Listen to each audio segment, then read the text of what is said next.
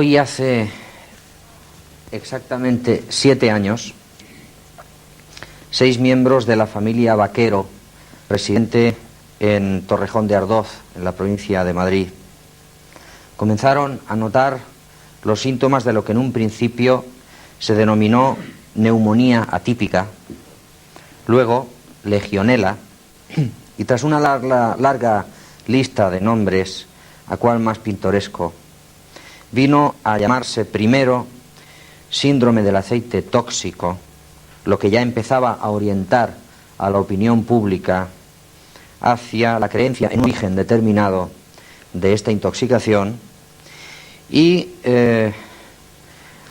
luego, y así lo conocemos ahora, síndrome tóxico, simplemente. Este ha sido uno de los desastres en la sanidad pública del Estado español, si no el más importante, uno de los más importantes.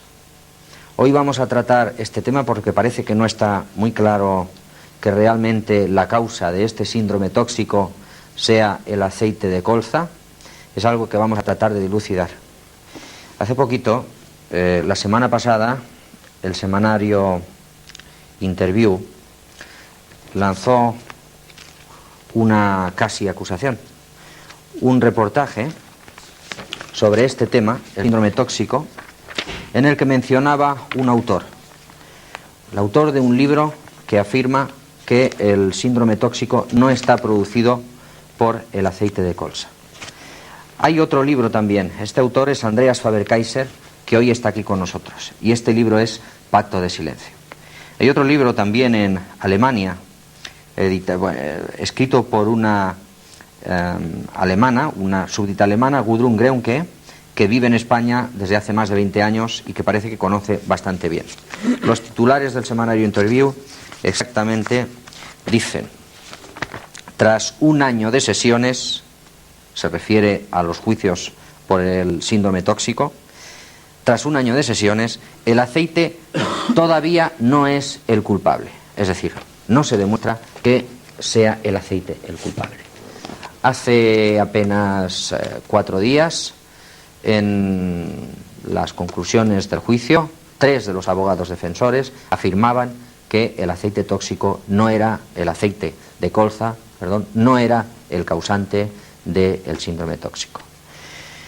Vamos a tratar de dilucidar en la medida que nos sea posible, ayudados por el autor del libro Pacto de Silencio que tenemos aquí, la realidad de este fenómeno. Buenas noches, Andreas. Hola. Andreas Faber-Kaiser es licenciado en Filosofía y Letras, especializado en investigación de aspectos de nuestra historia que los poderes establecidos intentan ocultar. Estoy leyendo la contraportada del libro.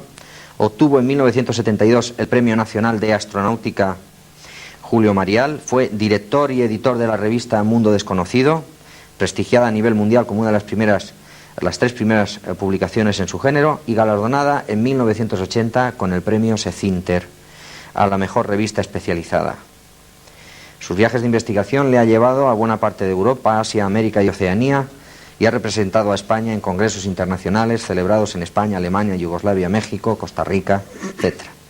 Es autor de varios libros: Sacerdotes o Comunautas, 1971, Cosmos, Cronología General de la Astronáutica, en 1972, Grandes Enigmas del Cielo y de la Tierra, en el 73, escrito en colaboración con el desaparecido Alejandro Viñati, Jesús vivió y murió en Cachemira, en el 76, que ha sido un libro traducido a 7 idiomas, incluyendo el urdú, OVNIS, el archivo de la CIA, documentación y memorandos, en el año 80, OVNIS, el archivo de la CIA, informes de avistamientos, 80, OVNIS, archivos americanos, documentos militares y de inteligencia, este es pendiente de publicación, La caverna de los tesoros, que es un apócrifo de las escrituras sagradas cristianas, Las nubes del engaño, Crónica extrahumana antigua, Fuera de control, Crónica extrahumana moderna, y Sobre el secreto, La isla mágica de Ponape y El secreto de Neumatol. Parece que este hombre está acostumbrado a desentrañar secretos y a plantear intríngulis. Andreas, ¿podríamos hacer un poquito de historia sobre el síndrome tóxico? Yo he planteado aquí rápidamente. Hoy hace exactamente 7 años, curiosamente. que comenzaron a sentir los síntomas. Ese drama, exacto, sí. Y luego unos días después fueron a la clínica, ¿verdad? Esto fue el día 1 de mayo, creo. Tú mencionaste antes a la familia Vaquero, sí, de Torrejón. Sí. Fue la primera familia afectada, oficialmente conocida, y que ingresó a 6 miembros, 6 muchachos, hermanos de la familia, el día 1 de mayo del 81. Del 81. En Madrid. Y fue también uno de ellos la primera víctima mortal, Jaime Vaquero, fue la primera víctima mortal de este síndrome el mismo día 1 de mayo. Los síntomas empezaron antes, como 3 o 4 días antes, por lo tanto hoy podemos decir, sí, afirmar que estamos coincidiendo con el origen del conocimiento de la enfermedad, no de su desencadenamiento inicial. Sí. ¿Cómo fue llegando a la opinión pública? ¿Por qué canales se llegó a conocer esta intoxicación tan masiva? Que evidentemente no se podía ocultar, ¿no? Pero ¿cómo empezó a surgir en la opinión pública? ¿Cómo empezó a tomarse conciencia de que esto era algo más serio que una simple intoxicación de una familia? Sí, el doctor Muro, que era en aquel entonces el director del Hospital del Rey en Madrid, al ver el día 2 de mayo, el día 1 no estuvo, pero estuvo el día 2, al llegar al hospital, vio un ingreso de 4 hermanos con la anotación neumonía tóxica, neumonía atípica en los 4 hermanos. Entonces esto no le casaba. Dice, es imposible que en una familia se den 4 casos, así esto ya es un inicio de epidemia, que se den 4 hermanos al mismo tiempo que enfermen de esto. Entonces pidió la afiliación de esta gente donde vivían y averiguó que en otro hospital de Madrid habían ingresado 2 hermanos más, uno muerto y una hermana. Entonces eran 6 de una misma familia que habían ingresado el día 1 de mayo con neumonía, lo cual era absolutamente imposible por cauces que no fueran ya de una epidemia. Entonces dio la alarma al Ministerio de Sanidad y así se conoció el inicio del foco. Así se conoció el inicio del foco. ¿Estos 6 miembros de la familia eran todos los miembros del núcleo familiar o no. eran...? Los padres no quedan afectados. ¿Los padres no? No. Y tampoco quedan afectados, por ejemplo, vecinos. Aquí luego entramos en si el aceite fue o no fue. Una de las bases que hay para afirmar que el aceite no fue el desencadenante es que el aceite lo compraban, es un aceite de venta ambulante de mercadillos, y el vendedor que viene a casa, a todos los pisos, a todas las puertas de una vivienda, y vende habitualmente en todas las puertas, y solo hay unos cuantos afectados. Por ejemplo, quedan afectados los de primero, tercera, los del ático y los del quinto, cuarta, y todos los demás que han comprado no quedan afectados. Y además, dentro de cada familia quedan a lo mejor 2 miembros afectados, en este caso eran muchos, eran 4, 6, pero en otros hay 2 y 3 sanos, y la discriminación es tan enorme que al final llegamos a un porcentaje de que de todos los consumidores de aceite supuestamente tóxico, un 0,7% han quedado afectados y un 99,3%, según las estadísticas, no han quedado afectados. Eso parece un poco ilógico, ¿no? Absolutamente ilógico, sí. Bueno, yo voy a leer ahora en este libro que ha salido hace muy pocos días a la venta, este libro que se ha fundado una editorial nueva, ¿no?, para poderlo editar. Por alguna razón no. Exactamente así. No es exactamente así. Era un editor que iba a lanzar una editorial nueva en octubre. Sí. Y al conocer el libro adelantó el lanzamiento de Se interesó por ello. No es que la editorial se haya creado para este libro, que es lo que mucha gente está pensando. Sí. Sí. Bueno, vamos a ver. El libro se llama nada menos que Pacto de Silencio. Esto implica una especie de intencionalidad de ocultación de algo. Además, aquí en la primera página del libro, en la presentación del libro, leemos: la ocultación de la verdadera causa del síndrome tóxico impidió la curación de miles de españoles. Esto es una afirmación muy seria, es prácticamente una acusación, es grave. Es una acusación muy directa y muy grave, sí. Sí. Y luego en la contraportada leemos nada menos: la ciencia a los 3 meses ya sabía que no podía ser el aceite de colza. A los 8 meses ya sabía cómo curar a los afectados. Y sin embargo hay 25.000 afectados. Más de 25.000. Más de 25.000. El poder acusa y encarcela a los industriales del aceite de colza y oculta a más de 25.000 enfermos la posibilidad de su curación. O sea, oculta a más de 25.000 enfermos. Oculta. Bueno, lo explico un poco.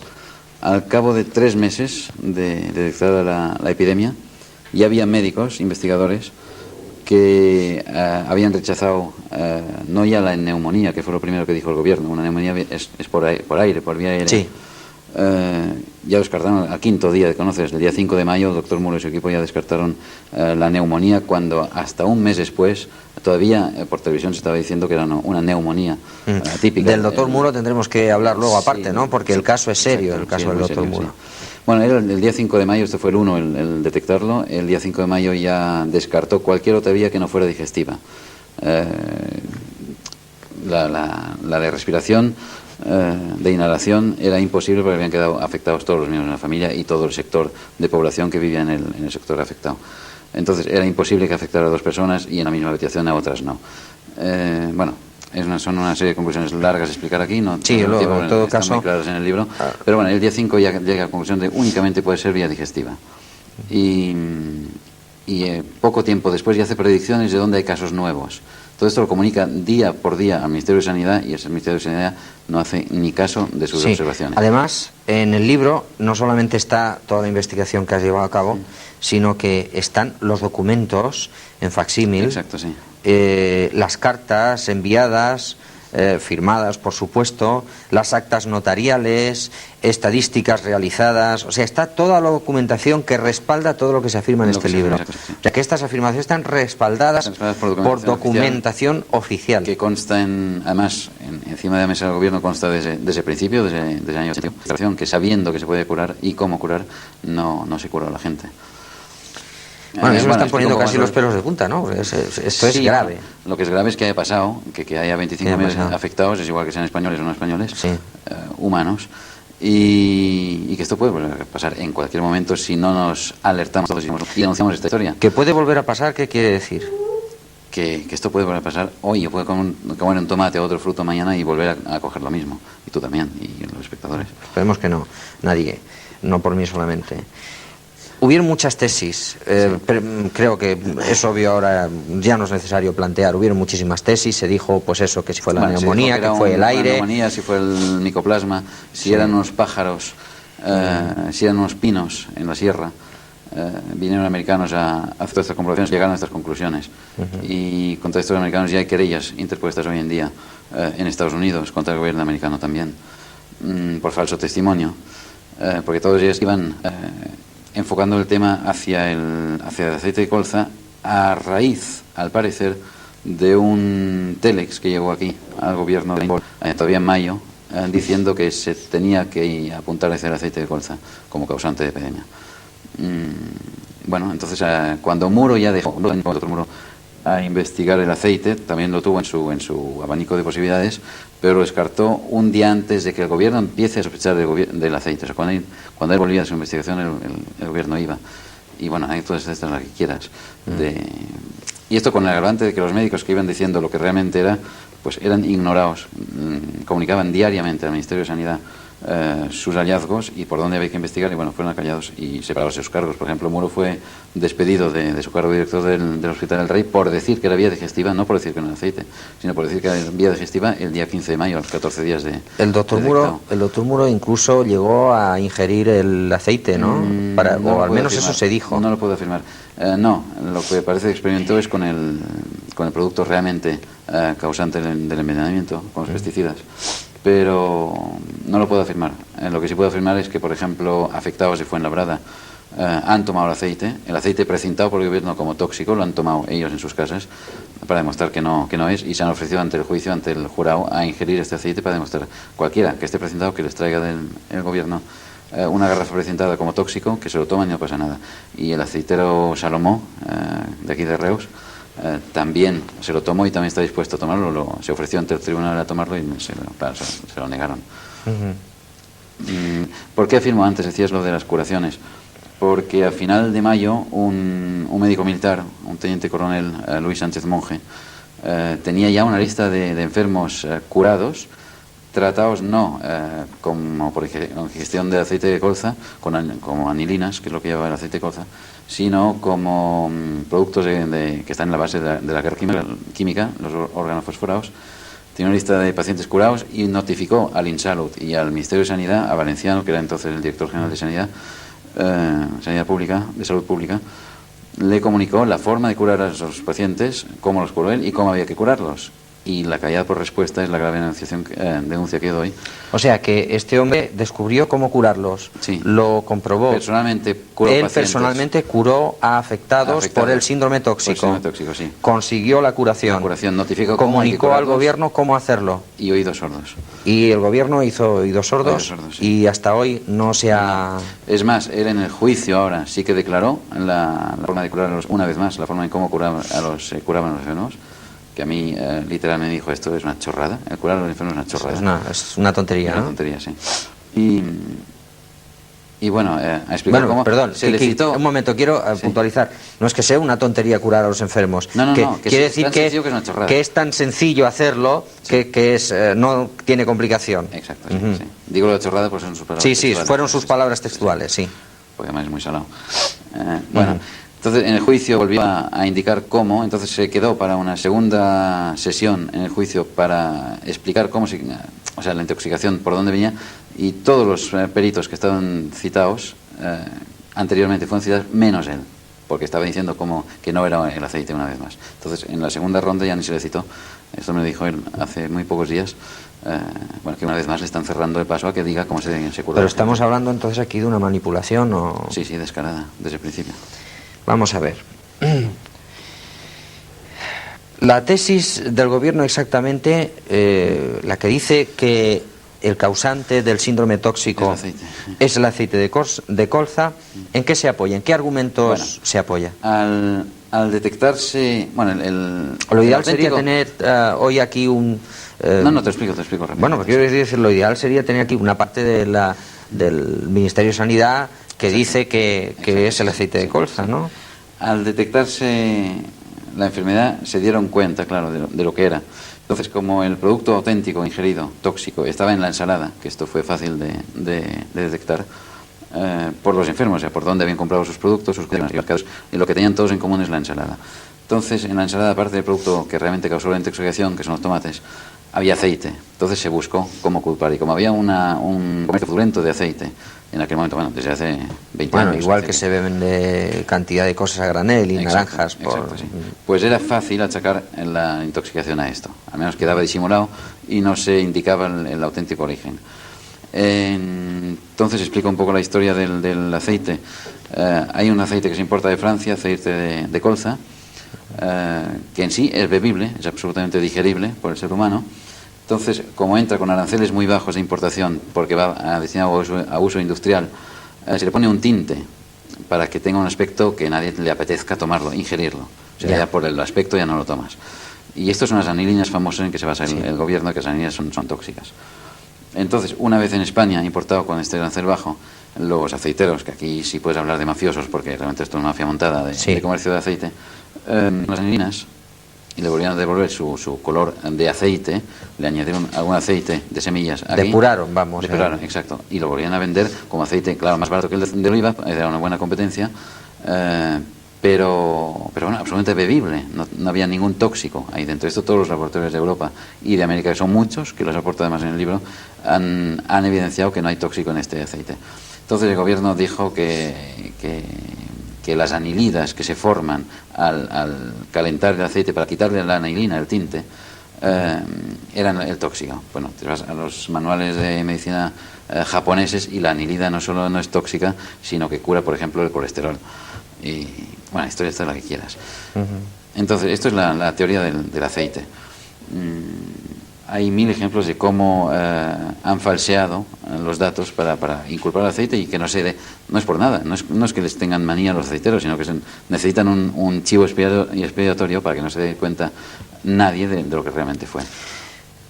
Vamos a ver, yo quiero recordar a los telespectadores que tenemos unos teléfonos a su disposición, luego los veremos impresos en pantalla. De momento les puedo decir el 726-2208, el 726-2208, y otro teléfono más que veremos impreso en pantalla, que está a disposición de ustedes para quien quiera ponerse en contacto con Andreas Faber-Kaiser, que está hoy con nosotros en directo y que responderá que ha hecho una investigación sobre este asunto del síndrome tóxico, que creo que tiene la importancia suficiente como para que aquí nos hagamos eco de él, que aquí se está diciendo que el aceite de colza no es el causante, Pero lo más grave no es que se esté diciendo que no es el causante un elemento cualquiera, sino que se conoce la forma de curar a los afectados y no se les cura.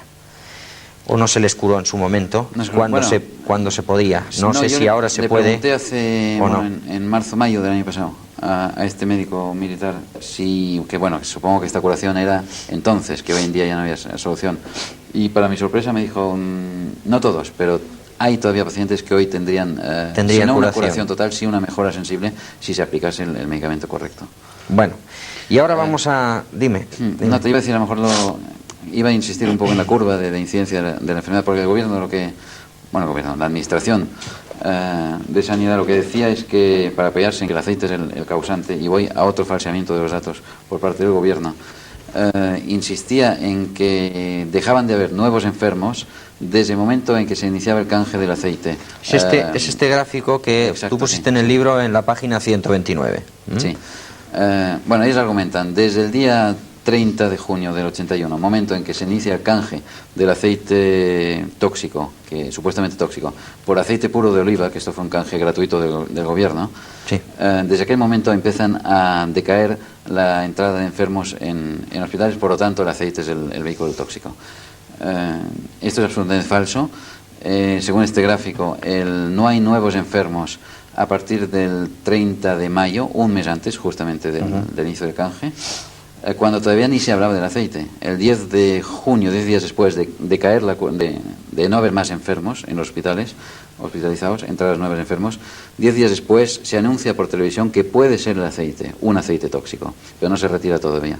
El día 17 de junio, 17 días después de ya no haber enfermos, se anuncia que habrá un canje futuro, pero la gente seguía consumiendo en su casa hasta el día 30 de junio, o sea, hasta un mes después de ya no haber enfermos. O sea que este argumento del gobierno, que es el más fuerte que tiene el gobierno, ha caído por su propio peso. Si entonces vamos a que los enfermos enferman antes de ingresar en lo que ingresan a los 6 o 7 días de haber ingerido el tóxico, nos vamos a un mes y una semana, a 5 semanas de desfase.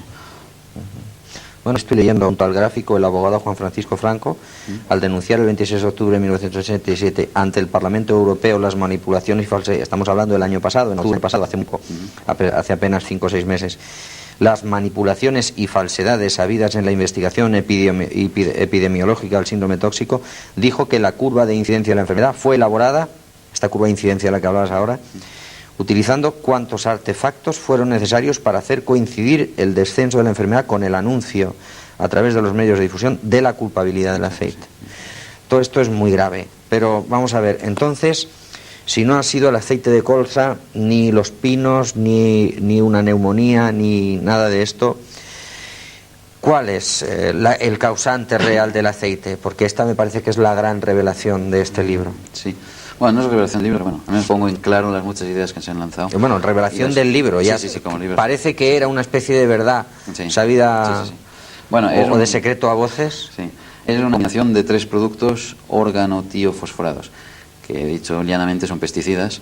¿Qué quiere decir insecticidas? Para que se aplican a plantaciones. No por el aire, no con spray o con espolvoreando, sino a través de la raíz, o sea, es un insecticida que se aplica a la tierra, y o sea, entra con el riego, por ejemplo. Exacto, sí. O puede ser en seco, o sea, se abona, es como un abono para la tierra. Ah, bien. Se aplica a tierra, entra por la raíz de la planta, en este caso de tomates, se aplica a las solanáceas, al pimiento, por ejemplo, en este caso fueron tomates, entra en el fruto y con los jugos del tomate, en este caso metaboliza dentro del fruto y aumenta en 700 veces el tóxico inicial, que ya es tóxico, ya es veneno para el ser humano. Aumenta 700 veces la toxicidad y esto es lo que ingirieron los más graves, los murieron. Pero vamos a ver, esto, bueno, vamos a ver. Sí, sigue, porque yo tengo una pregunta que es importante. Hay diferencias de afectados. Sí. Porque el tomate es una planta que, bueno, quien conozca el campo sabe que se va creciendo la planta, va formando pisos de tomates. Sí. Y entonces los primeros que coges, los que van más tóxico, porque el tóxico todavía está metabolizando. Este tóxico dentro del tomate está previsto, según la fabricación del tóxico, para que metabolice en un tiempo prudencial el tomate y pierda toda su toxicidad, entonces puedes recolectarlo y comerlo y no pasa nada. Lo que pasa es que se recolectó antes de que se haya metabolizado todo este proceso. Ya. Entonces los más graves son los que comieron primero, los que tenían más tóxico, y a medida que iba perdiendo, ibas bajando el tomate de la tomatera, cogías tomates ya más metabolizados y menos tóxicos. Esto hay diferencias en los afectados. O sea, hay grados de afectación en función de la toxicidad que iban llevando los tomates. También, al ser un tóxico químico y no un tóxico biológico, no es una guerra biológica sino química, lo que se experimentó ahí, un ensayo. Es a mayor veneno, mayor afectación. Y se da lo contrario en el caso de los afectados. O sea, cuanto más tóxico tomas, mayor es el grado de afectación. En cambio, el aceite, en el argumento del aceite, los que más aceite han tomado son los menos afectados y los que menos han tomado son los más afectados. Que es todo lo contrario de si fuera un tóxico realmente en el aceite. Sí. O sea, si yo te doy un veneno, la estricnina, por ejemplo, y lo tomamos nosotros dos y tú tomas más que yo, pues caes antes que yo, está muy claro. Eso está claro. Has mencionado la palabra ensayo. ¿Qué tipo de experimento, qué tipo de ensayo si se puede saber? Bueno, se realizó en España sin conocimiento, quiero esperar y creer, de las autoridades españolas, pues esto va a ser mucho más grave, un experimento de aplicación de unos productos nuevos, de última generación de organofosforados, para ver su posible aplicación futura a una guerra química. Pero quieres decir que se aplicó conscientemente en una plantación. En una plantación, sí. En una cosecha que se sabía que se iba a vender a comercializar posteriormente. Exacto, sí. Y que el experimento, estamos hablando de lo que se trataba era de ver el efecto que producían los seres humanos. En los seres humanos, exacto, sí. O sea, ese experimento, ¿crees tú que es consciente? Se hizo conscientemente. Contrariamente a lo que se opina, que a lo mejor fue una cosa que se escapó de las manos o un error del agricultor. Una vez más, el agricultor no es el culpable, como no lo es los muchos, ¿cómo iba a decir?, maquinistas que en Renfe mueren y son los culpables de los accidentes siempre que han muerto. Y aceptó uno que se salvó y entonces no era culpa del maquinista porque pudo explicar cómo fue la historia. Seguro que aquel se muere hace un par de meses. Sí. Si se hubiera muerto también sería un fallo humano. Se murió en Renfe. Aunque no tiene nada que ver, pero es un poco ver la dinámica. Sí, bueno, es una... De a quién se echan las culpas en este país y supongo que en otros también. Fue un experimento dirigido a ver qué efectos produce. Y lo más brutal que yo escuché en Madrid, que no lo digo en el libro porque me parece demasiado brutal, pero bueno, se puede decir aquí, para preguntar, bueno, ¿por qué no se han curado estos enfermos? Es que si curamos a los enfermos se acaba el experimento. Y esto es muy grave. Y es la acusación más grave del libro, tal vez sin decir esta frase, pero es así. O sea, si curamos a los enfermos, demostramos lo que fue. Si hay una curación, se puede saber inmediatamente por el tipo de curación qué es lo que fue el causante.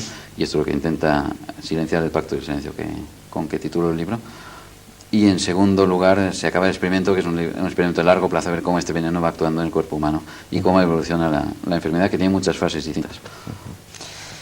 Ataca al sistema nervioso, por lo visto, este aceite, ¿no? ¿Cómo actúa este aceite, este producto, tóxico. Este tóxico que parece que... Bueno, es un tóxico que de hecho el organofosforado está en la base de la guerra química actual desde hace años. Lo que se experimentan son productos nuevos, con nuevas variantes de síntomas. Entonces son dos productos muy concretos y un tercero que no cito todavía en el libro, pero que es tema de un siguiente libro en el que se dará el nombre del agricultor, el campo concreto y la combinación concreta de los tres productos. Hay que decir de entrada que es un órgano tío, fosforado tío, es la partícula que indica que es un azufre, es fósforo y azufre juntos, y se detectó el producto concreto por una de las características de los afectados, que era el insomnio de 15 días, que aparece en la primera semana, y en todos, al 100% de afectados, han quedado afectados de insomnio ya en la primera semana. ¿Qué quiere decir? Que no pueden dormir. No pueden dormir. Los más afortunados durante 15 días y los menos afortunados estuvieron 6 meses sin poder pegar un ojo. 6 meses sin dormir. Sí. Eso puede destruir prácticamente psicológicamente a una persona, aparte físicamente. Sí. Aparte estaba acompañado de picores, de exantemas, de picores en las manos. Hay afectados que han llegado a arrancarse la piel, de rascarse los picores y llegar a la dermis, no ya a la epidermis sino a la dermis, que se han cortado casi las uñas, o sea, del todo para no poderse rascar y tal. Bueno, hay anécdotas horribles en todos aspectos. Bueno, todos estos síntomas, sobre todo el insomnio, ha indicado muy concretamente cuál de los productos, ya de la gran gama de productos pesticidas que había en el mercado español al abasto en aquel momento. ¿Sabemos el origen de la procedencia de este ensayo? Bueno, porque aquí en el libro hay unas etiquetas de una casa en concreto que los españoles no sé no si... hacen esto está muy claro. O sea, no es una casa española. No es un ensayo español, está en suelo español, sí, por unas circunstancias muy concretas y especiales de por qué se hizo aquí. Sí. Con consentimiento, con conocimiento o no conocimiento del gobierno español, no lo quiero pensar que no. Además no hay pruebas en este momento.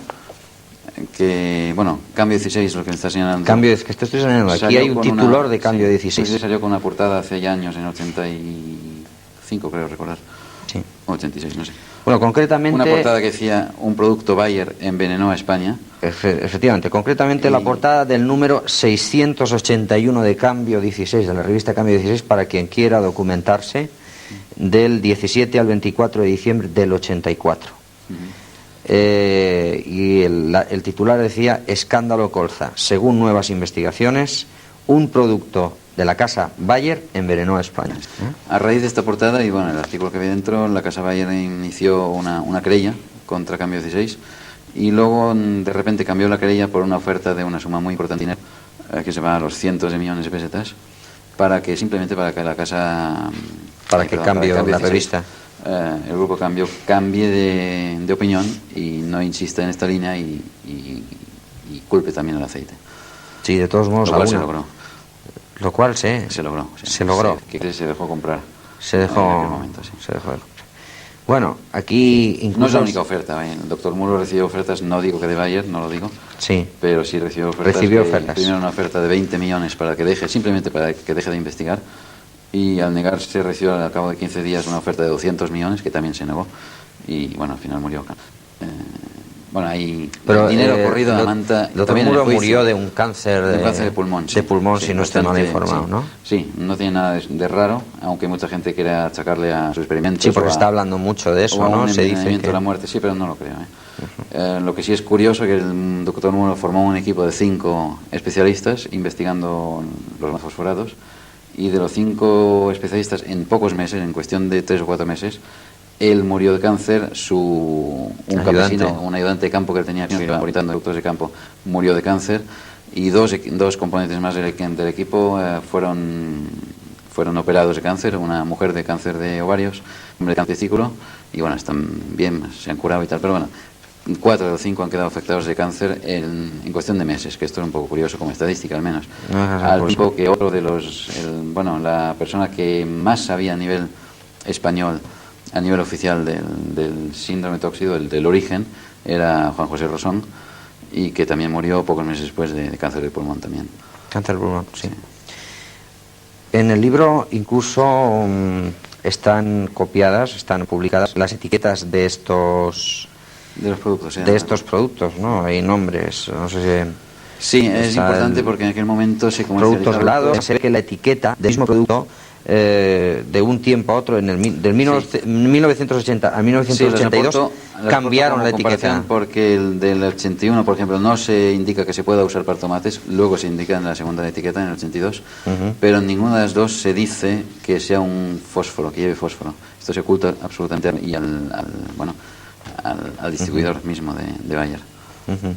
Y sigo diciendo que no necesariamente fue este producto de Bayer, fue un producto de Bayer el que causó la epidemia, pero sí Bayer comercializa el único producto que en aquel momento podía causar esto en España, a menos que sea otro producto fabricado por otro laboratorio, pero idéntico en su composición a sí, y que no conozcamos. Y yo siempre he opinado que bueno, que la casa Bayer tampoco por esto tiene que ser responsable del cuidado, porque puedo comprar un coche de la casa SEAT, matar a alguien con este coche y no por esto la casa SEAT es la responsable, es el usuario el que ha usado esto. Lo que sí es sospechoso, muy sospechoso, es la oferta de la casa Bayer a Cambio 16 de los cientos de millones. Y es sobre todo la defensa la casa Bayer publica un boletín interno para sus empleados y para sus técnicos en que se defiende de las acusaciones contra Bayer y apunto en el libro uno tras uno los puntos que ella alude en defensa, que son uno tras otro una mentira de la realidad, y lo demuestro ahí, punto por punto la mentira que están cometiendo con cada una de las contestaciones que dan. Entonces, si la casa Bayer, si no fuera responsable en ningún aspecto de esto, no se apoyaría en una serie de mentiras para defenderse, no tenía por qué defenderse, simplemente. Y esto sí que es sospechoso. Bueno, pero esto de momento es sospechoso, ¿no? Querría decir también que quizá quieren defender su imagen, aunque, no sé, ya sabemos, las casas, las grandes multinacionales y las casas comerciales se juegan a veces, bueno, normalmente en casos de este tipo, están jugando miles de millones y entonces es posible que atiendan a todo tipo de pero, por ejemplo, en argumentos. el caso del SIDA, pues la Casa Bayer fue responsable en Alemania de que la mitad de los 6.000 hemófilos alemanes tengan hoy en día SIDA, porque comercializó un producto sin control de SIDA, y que sí llevaba SIDA con un producto de África. Y bueno, ahí está pagando y no ha dicho nada, o sea, no se ha defendido para nada. Que cuando es más normal también paga y no pasa nada. Y si aquí fuera tan normal la historia también habría dicho, bueno, somos nosotros, se ha escapado. El día 1 de mayo del 81 también, casualmente, parece que se dio a conocer la enfermedad del SIDA, ¿no?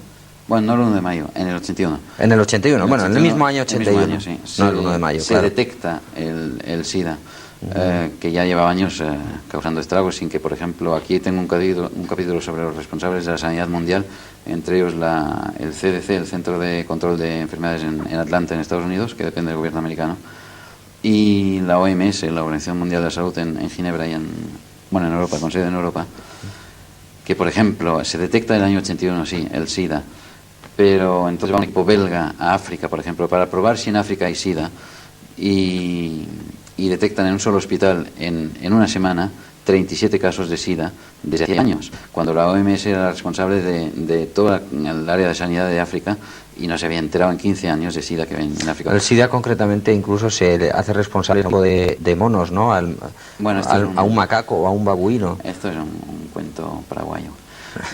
Africano. Sí, africano. No, lo de SIDA, muchas gracias. Bueno, pero bueno, si se achaca esto, se dice que un mono copuló con un humano o humana.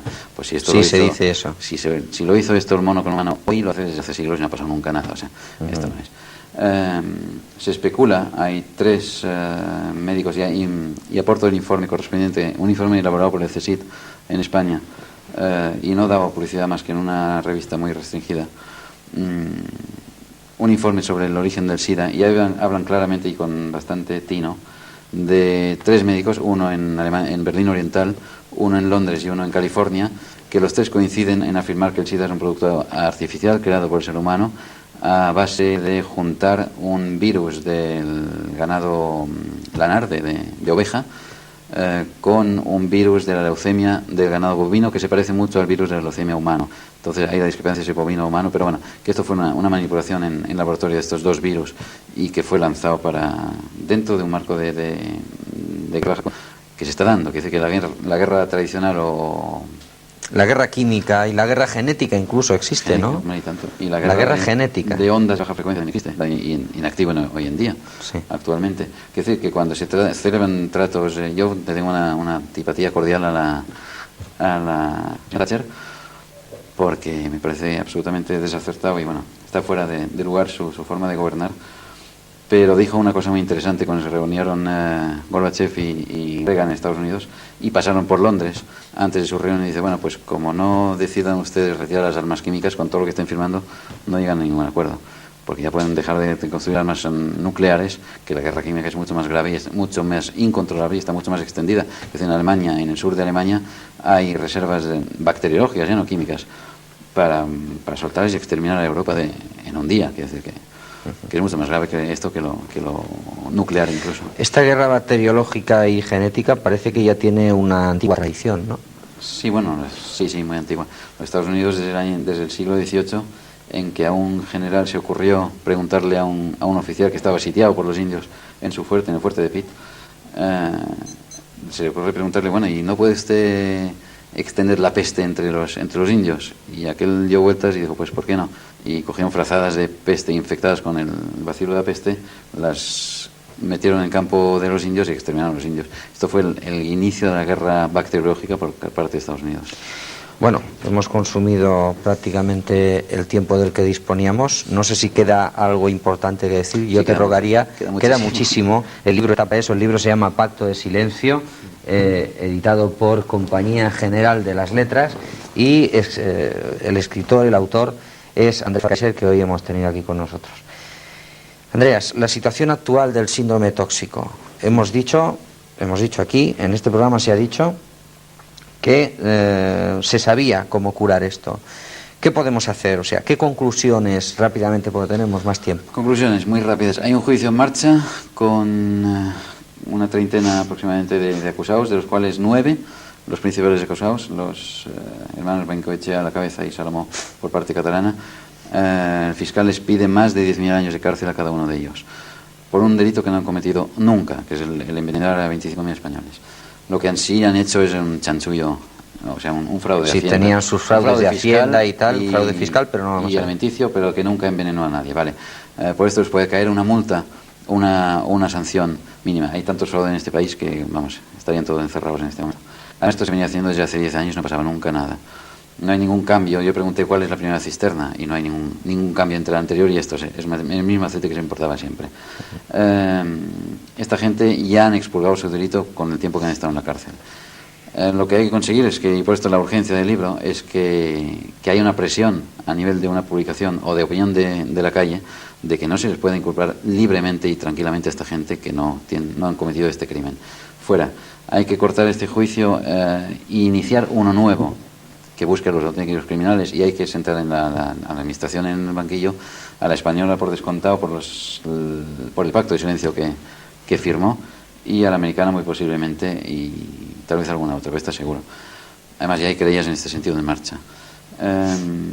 Lo único que ya no se llega a tiempo para culpar a culparlos sí, pero no para castigar a los auténticos criminales que están esperando el año 91 en candelas para que se hayan cumplido los 10 años que marca la ley para que ellos queden libres del delito cometido. Y bueno, esto es lo que se ha intentado con este juicio. Primero, retrasarlo hasta el año 87, porque habían pasado el plazo de 5 años para poder distribuir los albaranes que indicaban el producto auténtico, que están destruidos ya. Claro, al cumplir los 5 años de año fiscal. Ya no se puede demostrar con albaranes la red, pero sí puede demostrar por otros conductos. Se ha conseguido esto, pero si hay que iniciar un nuevo proceso, pasarán meses largos, a lo mejor años, y hasta que hay sentencia, esta gente está libre legalmente de expurgar culpa, que por otra parte me parece bien. O sea, no soy de los que piensan que hay que sentar a la gente en el banquillo, que no se gana nada con esto. Simplemente que la opinión pública sepa quién fue, y bueno, que como digo en el libro, que para la próxima estemos sobre aviso. Y que no vuelva a suceder. Y que no vuelva a suceder, sí. Bien. Hemos tratado de ver una visión nueva, de compartir una visión nueva de este asunto tan nefasto y que ha asolado la vida, los hogares de muchísimos compatriotas, los hogares de muchísimos seres humanos, no importa la nacionalidad, que han sufrido, que sufren y que seguirán sufriendo a causa del llamado síndrome tóxico, esta cosa tan indefinida que no sabemos ni lo que quiere decir. Síndrome tóxico realmente, si queremos traducirlo, no quiere decir absolutamente nada, realmente, sino que unas personas, simplemente quiere decir unas personas están intoxicadas. Eso es todo lo que quiere decir. Esperemos que este libro, Pacto de Silencio, de Andreas Faber-Kaiser, sirva para, que ya está a la venta, sirva para esclarecer la cuestión, que si hay culpables sean castigados, que sirva no por castigarlos, sino para que se evite que se vuelva a repetir un caso como este, que son más de 25.000 los afectados por este síndrome tóxico, y que estas cosas no las tengamos que ver de nuevo, y mucho menos, si es cierto que ha sido intencionado, muchísimo menos por una causa como esta. Gracias por su atención y hasta otra ocasión.